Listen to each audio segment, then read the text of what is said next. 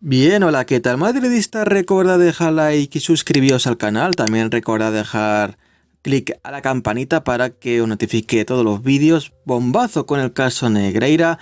Otro más porque vamos a hablar de Soler. Soler, que estuvo en el Barça como directivo y luego formó parte del gobierno, que también cambió la ley del deporte a 3 añitos. Aún así, muchos juristas dirían y han dicho de que eso no hubiera perjudicado al Barça a pesar de ese cambio de inscripción de la ley de deporte. Pero el problema es otro. Primero, Soler estuvo presente en esos pagos de Negreira, sale en informes.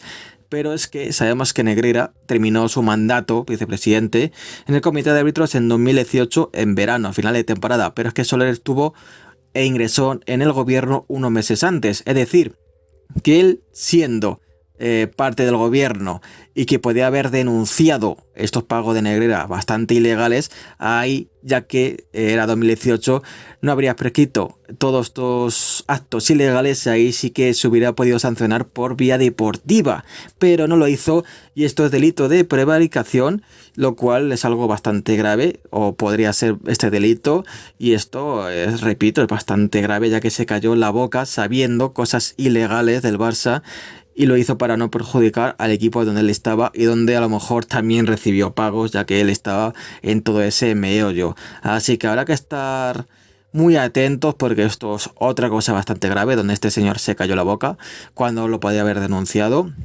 Y ahí sí que el Barça por vía deportiva hubiera tenido una sanción gorda. No fue así, así que ahora estamos por vía penal, algo que puede tardar unos cuantos incluso años en recibir alguna sanción, por lo menos por parte de España. Luego habrá que ver por parte de la UEFA, que ahí sí que son mucho más rápidos, pero bueno, algo bastante grave.